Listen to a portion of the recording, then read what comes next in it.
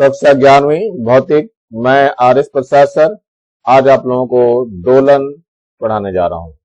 चलिए इसमें देखते हैं क्या कुछ दिया हुआ है। सबसे पहले आता है आवर्त गति। क्या होती है आवर्त गति?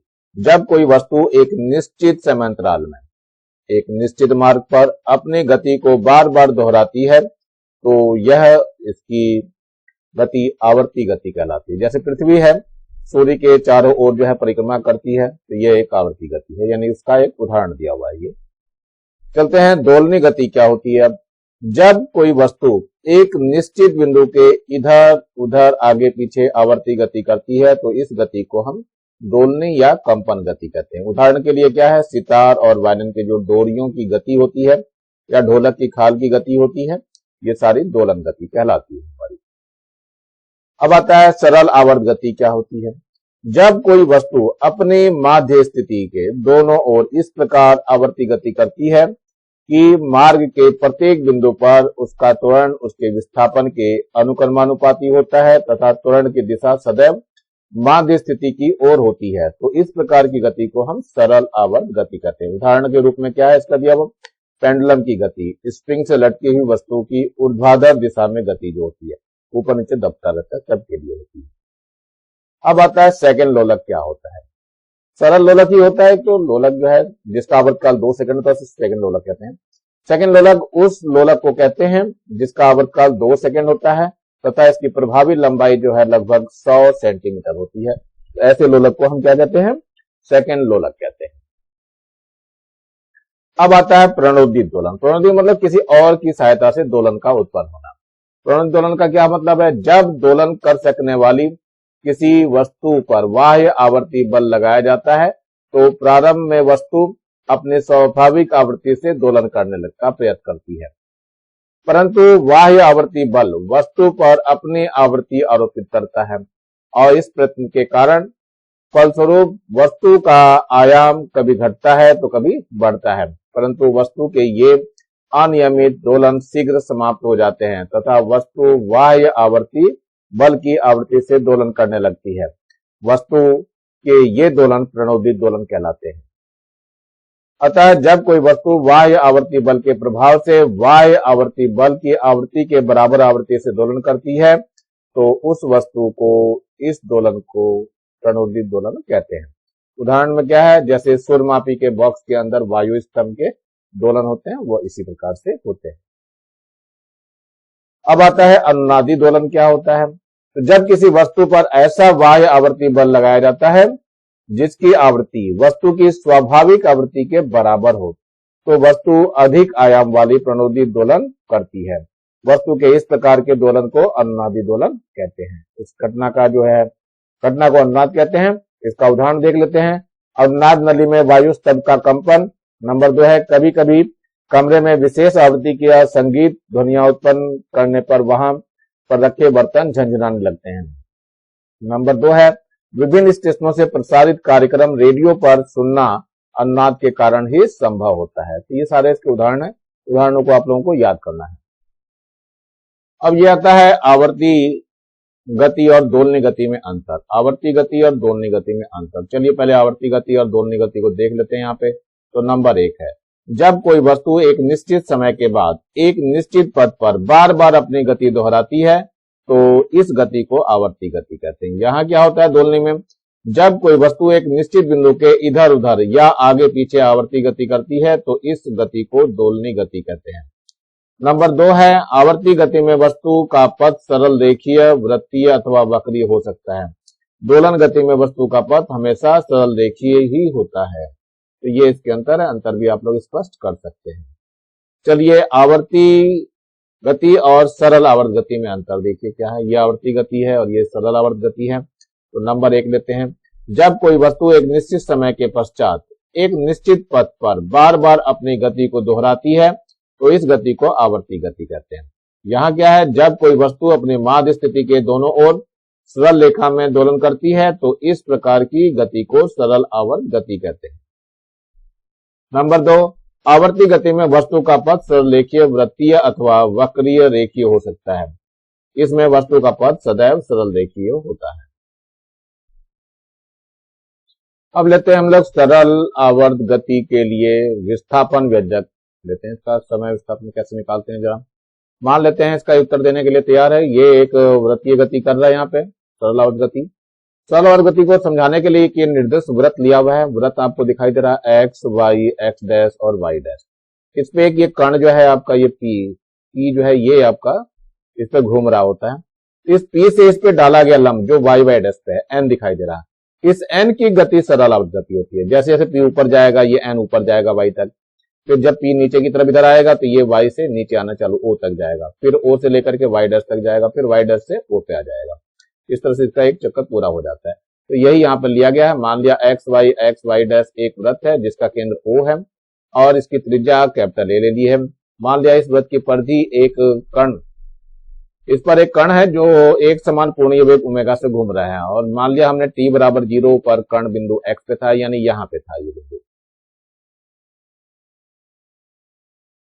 और किसी क्षण t पर बिंदु p पे पहुंच जाता है। t समय में ये p बिंदु पे पहुंच जाता है। तो बिंदु p से व्यास और वाई डैश पर डाले गए लंब का पाद n जो होता है वो इसी की सरल आवर्त गति होती है। क्योंकि कण को x से p तक जाने में t सेकंड लगते हैं तो t सेकंड में कण द्वारा घूमा गया कोण थीटा है ये यानी POX थीटा गया। ये कोण है बच्चों देखना ध्यान है कण नहीं है कोण है ये POX थीटा है और ओमेगा यानी कोणीय चाल बराबर ओमेगा बराबर थीटा अपॉन टी होता है। तो सबको पता है तो थीटा का मान इससे ओमेगा टी आ जाएगा। चलिए इस चित्र में जरा देखते हैं इस चित्र में क्या कुछ दिया हुआ और कैसे हम लोग करेंगे इसको। सबसे पहले इसमें हम त्रिभुज ले लेते हैं। ये त्रिभुज कौन सा है? ये त्रिभुज हमारे पास है OPN। तो यहां लिखेंगे त्रिभुज OPN।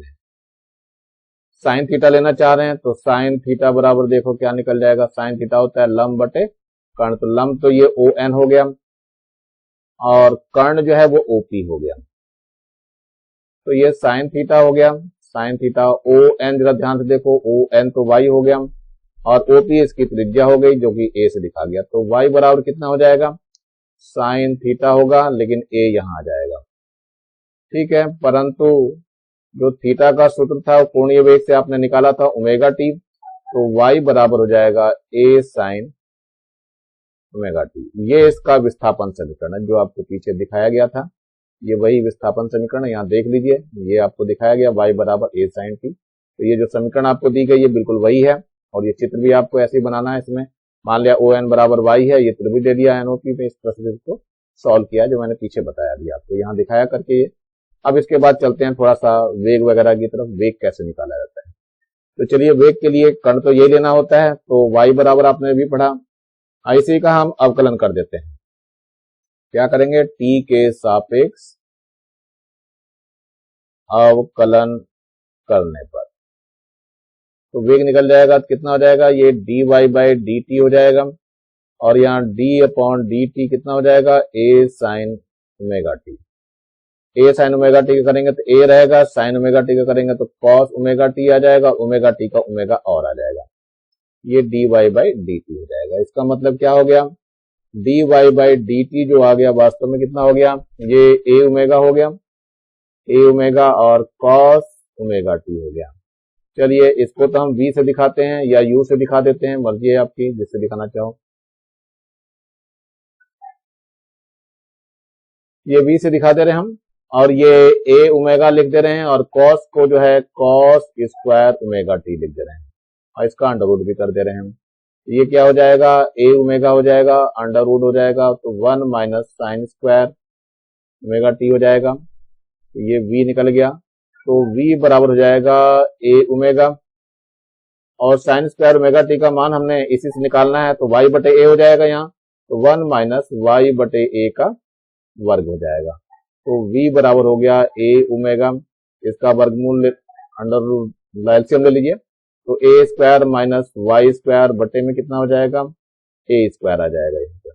a स्क्वायर बाहर लेंगे तो इस a से ये a कट जाएगा पूरा का पूरा a से कट जाएगा। तो v का मान कितना आ जाएगा? Under root of a square minus Y square आ जाएगा। तो ये बच्चों सूत्र आ गया इसका है वेग के लिए सूत्र आ गया है। चलिए आगे देखना चालू करते हैं जरा कैसे दिया गया है। ये आपको दिया है y बराबर a साइन ओमेगा टी समीकरण 1 है। v बराबर dy बाई dt होता है जिसका t के सापेक्ष हमने अवकलन करके भी दिखाया था। ये हो गया था तो ये a omega cos omega t आया था तो इसका मान √1 minus sine square omega T कर दिया।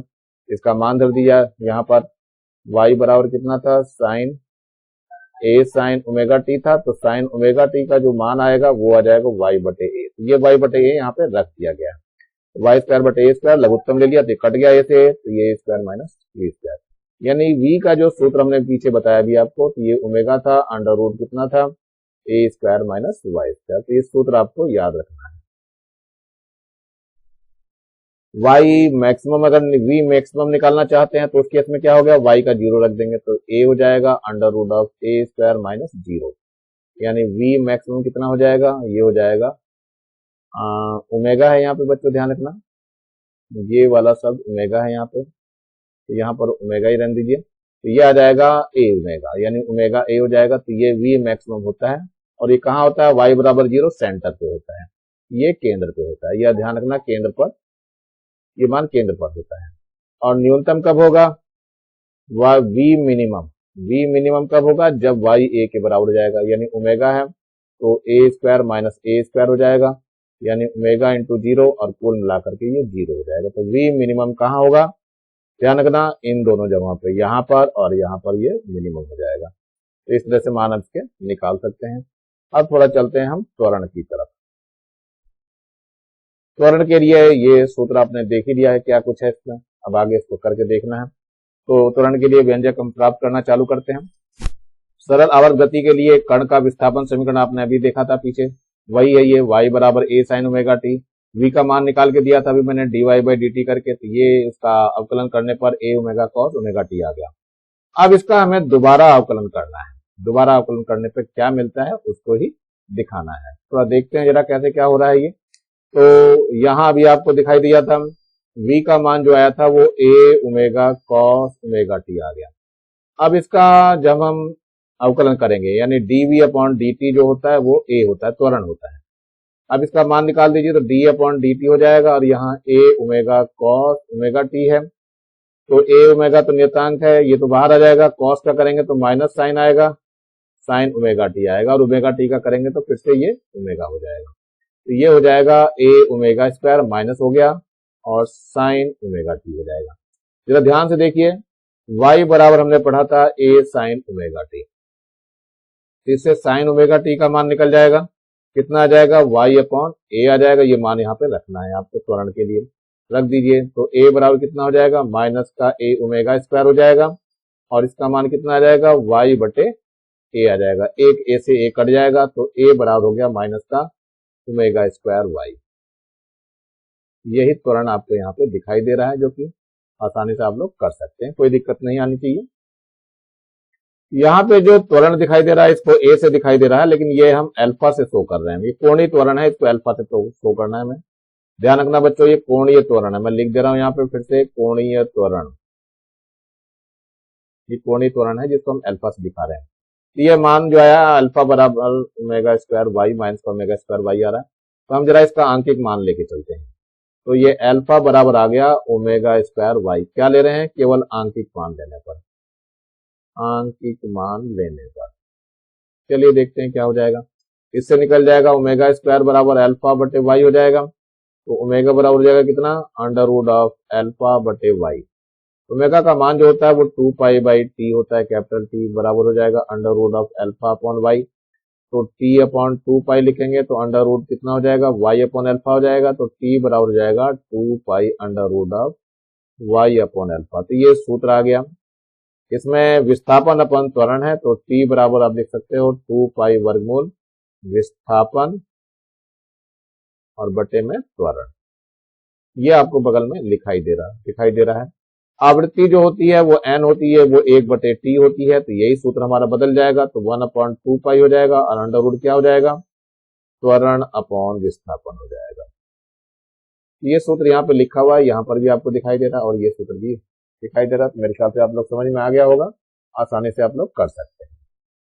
अब पीछे मैंने सेकंड लोलक की परिभाषा बताई थी, तो सेकंड लोलक की लंबाई कितनी होती है वो बताना है यहाँ पर। तो यह सरल लोलक जिसका आवर्तकाल 2 सेकंड होता है, सेकंड लोलक कहलाता है, और इसकी प्रभावी लंबाई लगभग 100 सेंटीमीटर, तो यही हमें सिद्ध करके यहाँ दिखाना है। तो चलिए टी बराबर हम सूत्र निकाल लेते हैं, टी बराबर है 2 pi under root l upon g. तो इसमें जो है मैं जो मान निकालना है वो एल का मान निकालना है, तो एल बराबर कितना हो जाएगा, ये अंडर रूट है, ध्यान रखेंगे हम। तो यहाँ पर मान निकालना चाह रहे हैं हम लोग, किसका मान निकाल रहे हैं जरा ध्यान दीजिएगा। तो पहले हम वर्ग कर लेते हैं फिर समझ में आएगा। तो टी का वर्ग हो गया, यहाँ पे हो जाएगा 4 पाई स्क्वायर हो जाएगा, अंडर रूट एल अपॉन जी हट जाएगा, अब एल बटे जी बचेगा।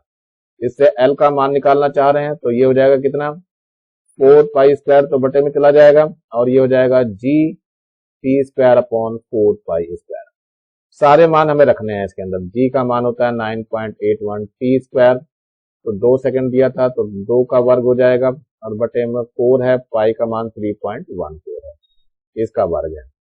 अब ये जो गुणा भाग करते हैं तो ये 99.34 है, जो कि लगभग जो है वो 100 सेंटीमीटर के बराबर है। तो यही प्रभावी लंबाई है जो आप लोगों को यहाँ हल करके दिखाई हुई है। अर्थात क्या हुआ, सेकंड रोलर की प्रभावी लंबाई लगभग 100 सेंटीमीटर से ये यहीं पे सिद्ध हो जाता है। बिल्कुल ऐसे ही आपको सिद्ध करके दिखाना है। अब लेते हैं गतिज ऊर्जा और स्थिति ऊर्जा हम कैसे निकालते हैं। तो देख लो, ये गतिज ऊर्जा के लिए सूत्र है। सरल आवर्त गति करते हुए कण का वेग तो ये होता है v बराबर अंडर ओमेगा अंडर रूट ए स्क्वायर माइनस वाई स्क्वायर। लेकिन गतिज ऊर्जा का सूत्र जो होता है वो के ई बराबर होता है 1/2 mv स्क्वायर। ये आपका सूत्र दिया हुआ है 1/2 mv स्क्वायर। तो इसमें v का मान यहां धर देते हैं, तो v का मान ओमेगा अंडर रूट ए स्क्वायर माइनस वाई स्क्वायर का होल स्क्वायर कर देंगे तो अंडर रूट हट जाएगा और ओमेगा स्क्वायर और आ जाएगा। तो के ई यानी गतिज ऊर्जा का जो सूत्र आ गया वो 1/2 m हो गया, ओमेगा स्क्वायर हो गया और ए स्क्वायर माइनस वाई स्क्वायर। तो ये सूत्र आपको याद करना है। ये सरल आवर्त गति में करते हुए कण की गतिज ऊर्जा है। स्थितिज ऊर्जा में देख लीजिए, सरल आवर्त गति करते हुए कण में उत्पन्न त्वरण निम्न सूत्र से व्यक्त होता है, यानी कि अल्फा बराबर हो जाएगा माइनस का ओमेगा स्क्वायर वाई।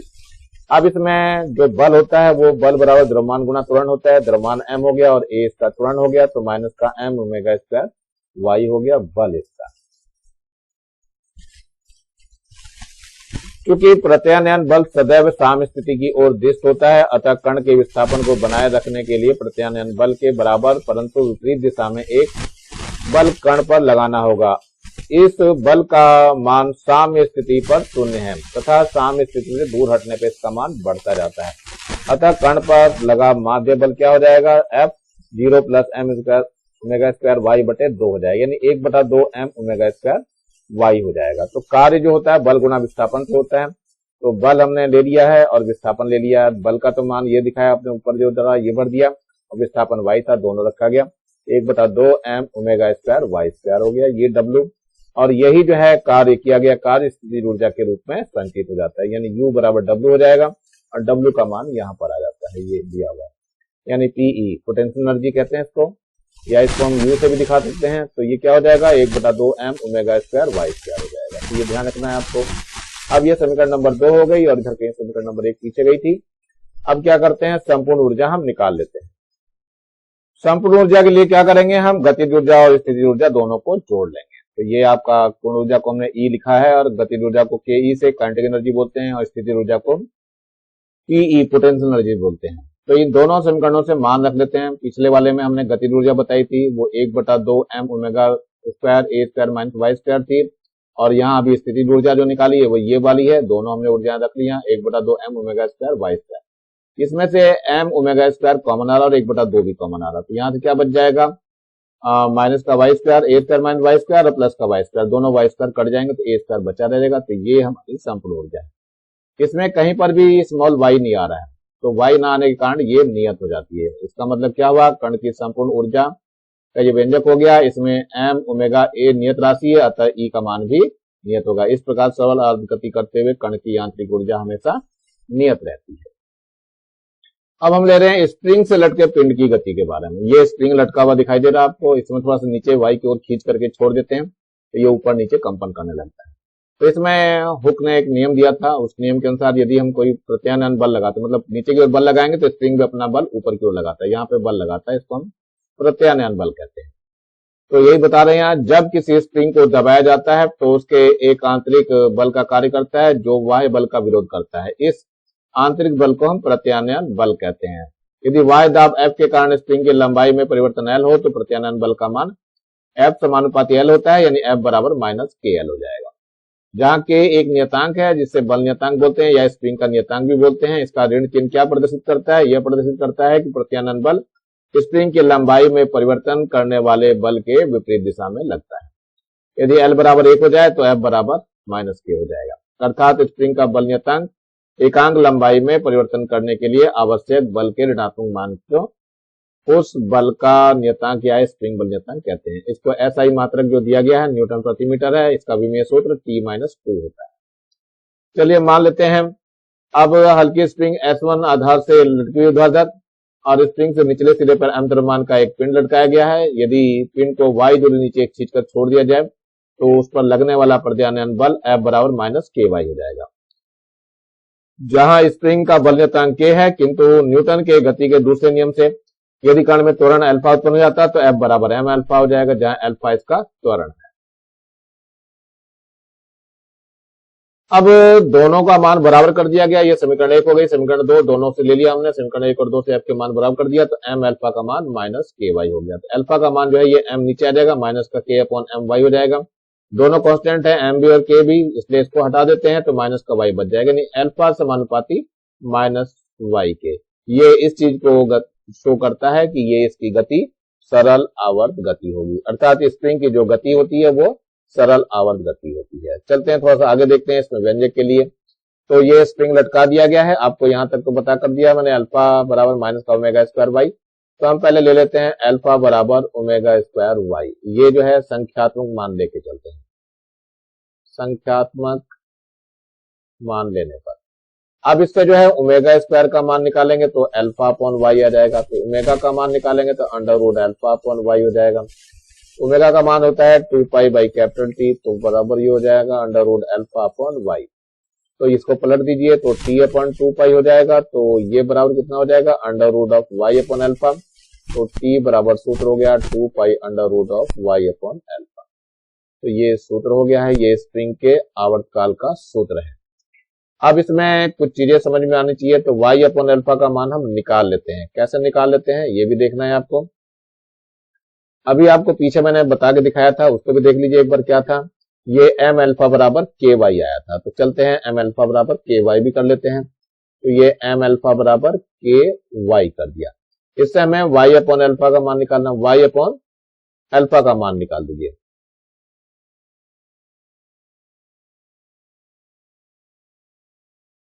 यहाँ जो वास्तव में था m अल्फा बराबर ky था, संख्यात्मक मान लेके चल रहे हैं, तो इसमें y अपॉन अल्फा का मान निकालना है। तो ये हो जाएगा y अपॉन अल्फा बराबर अल्फा इधर चला गया बटे में, तो ये k इधर चला जाएगा, तो m अपॉन k हो जाएगा। तो ये है m अपॉन ये मान जो है कहाँ रखना है, इस मान को हमें इसके अंदर रखना है। तो t का मान क्या हो जाएगा, देखो t बराबर हो जाएगा 2 under root of m upon k। तो ये सूत्र आपका आ जाता है, स्प्रिंग के आवर्तकाल का सूत्र है ये, इससे हम लोग निकाल सकते हैं।